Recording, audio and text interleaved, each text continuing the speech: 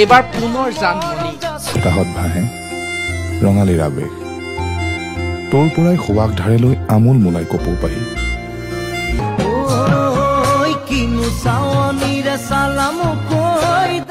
অসমৰ একালৰ চিনাকি NK প্ৰডাকশ্যন পুনৰ সাজু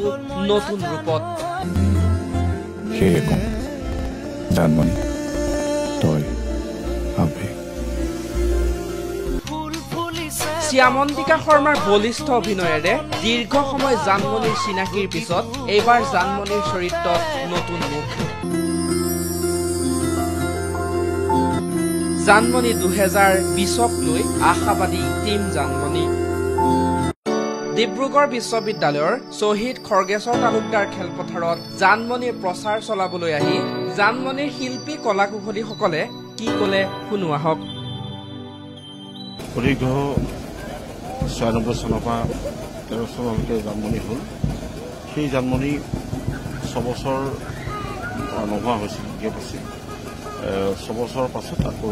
এইবাৰ 2020 চনত আমি জানমণি উলিয়াবলৈ লৈছোঁ উন্নত দক্ষ চিনেমাখনলৈ লগতে আমাৰ এটা নতুন জানমণি আমি সৃষ্টি কৰিছোঁ তাই সুন্দৰকৈ অভিনয় কৰিছে জানমণি চিনেমাৰ কথাছবি এই কথাছবিখন আহিব আমাৰ 3 এপ্ৰিলত গতিকে তাৰ উপৰি 15 এপ্ৰিলত আমাৰ বিগ ষ্টাৰ বুলি এটা এপছ মুকলি কৰা হৈছে প্ৰডাকশ্যনৰ ফালৰ পৰা তাতো আপোনাৰ জানমণি আহিব সেইটো আমাৰ মোবাইলত আহিব গতিকে ইয়াৰ সংগীতৰ পৰা আদি কৰি চিনেমাখনৰ কাহিনীৰ পৰা আদি কৰি সকলো সুন্দৰ হৈছে আৰু মই আশা ৰাখিছোঁ অসমৰ ৰাইজে জানমণিক আগৰ যেনেকৈ জানমণি পাইছে তেনেকৈ ধৰণে পাব আশা মই মোৰ একমাত্ৰাকৈ চেষ্টা কৰিছোঁ 6 বছৰ বিৰতিৰ পিছত আকৌ NK প্ৰডাকশ্যনে আপোনালোকৰ মাজলৈ জানমণি ঘূৰাই লৈ আহিছে মই নতুন জানমণি হিচাপে আপোনালোকৰ মাজলৈ আহিছোঁ আপোনালোকে যেন মোক আগতে যেনেকৈ মৰম দিছিলে জানমণিখনক সেইটো যেন তেনেকৈ জন্মৰ আঁৰৰ কাহিনী থাকে NK প্ৰডাকশ্যনৰ জন্মদাতা দেউতাক আছিল এতিয়া বৰ্তমান স্বত্বাধিকাৰ দেৱ বৰকটকীৰ দেউতাক বুলিন বৰকটকী তেখেত বৰ সংগীত বিয়াসী মানুহ আছিল সংস্কৃতিপ্ৰিয় মানুহ যাৰ কাৰণে তেওঁ খুব প্ৰযত্নেৰে এই প্ৰডাকশ্যনটো আৰম্ভ কৰি আজি 36 বছৰে বিশেষকৈ 6টা বছৰে এই জানমণিখন ওলোৱা নাই 36 বছৰ হ'ল NK প্ৰডাকশ্যনৰ এটা খুব অবিৰত যাত্ৰা এই জাউতিযুগীয়া সংস্কৃতিৰ কুশলতাখিনিক ধৰি ধৰি আনি পেলাই প্ৰজন্মৰ হাতত দিয়াৰ প্ৰয়াসেৰে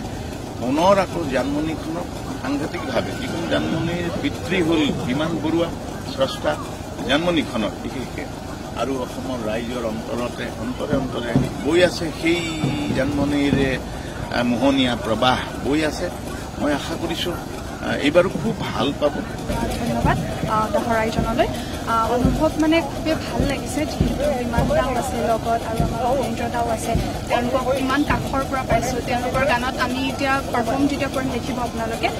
আমি তেওঁলোকৰ গানত নাচোঁ ইমান কাষৰ পৰা তেওঁলোকক পাইছোঁ আৰু আমাৰ যিসকল জ্যেষ্ঠ অভিনেতা অভিনেত্ৰী তেওঁলোকৰ লগতো কাম কৰিলোঁ খুব ভাল এটা অভিজ্ঞতা আমাৰ আৰু NK প্ৰডাকশ্যনকো ইয়াৰ তৰফৰ পৰাই ধন্যবাদ জনাইছোঁ আমাৰ দেৱতাক ধন্যবাদ জনাইছোঁ এই সুযোগটো দিয়াৰ বাবে আৰু লগতে দিন ৰাত একাকাৰ কৰি যেতিয়া ঘূৰি ফুৰিছোঁ কষ্ট অকণমান হয় নোহোৱা নহয় মিছা কথা নকওঁ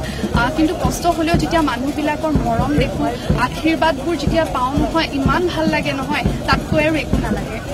মই ধন্যবাদ জনাব খুজিম NK প্ৰডাকশ্যন যে তেওঁলোকে আমাক চান্সটো দিলে আমি আছোঁ যোনখন NK বিগ ষ্টাৰ যোনটো এপ আহিব সেই এপত আমি এখন জানমণি ৱেব ফিল্ম বনাইছোঁ যোনখন ৰাজেশ ভূঞা ছাৰে ডিৰেক্ট কৰিছে তাতে অপজিটত আছে শ্যামন্তিকা বা বাৰ্বী আছে আমাৰ তাৰপিছতে ত্ৰিদীপ দা আছে তো বিৰাট ধুনীয়া এক্সপিৰিয়েঞ্চ কাৰণ আমি সৰুৰ পৰা জানমণি চাই অহা মানুহ বা ল'ৰা ছোৱালী হিচাপত আমি বহু সৰুৰ পৰা জানমণি চাই আহিছোঁ NK প্ৰডাকশ্যনৰ কথা শুনি আহিছোঁ VCD ইমান চাইছোঁ তো সেইকেইটা সেই পৰিয়ালটোৰ লগত মানে জড়িত হোৱা পালে কিমান ভাল লাগে তো সেইটো আৰু প্ৰমোশ্যনৰ কথাটো প্ৰচাৰটো কৰিবই লাগিব প্ৰচাৰ কৰিলেহে মানুহবোৰে গম পাব যে আমি নতুন চিনেমা এখন আনি আছোঁ বা নতুন এটা এপ আনি আছোঁ যোনটো আপোনাৰ হাতে হাতে আমি চাব পাৰিম মোবাইলত তো ভাল লাগিছে বিৰাট একচুৱেলি ভাল লাগিছে কাৰণে মানুহৰ লগত মানে আমি ইমান ক্ল'জলি মানুহবোৰক পাইছোঁ এতিয়া যেনেকৈ ক'লে বিমান দাহঁতে হওক সৰুৰ পৰা তেওঁলোকৰ গানটো শুনি আহিছোঁ তো বিৰাট ভাল লাগিছে বিৰাট নতুন এক্সপিৰিয়েঞ্চ হ'লেও মানে এটা বেলেগ ফিলিঙত আছোঁ আমি সকলো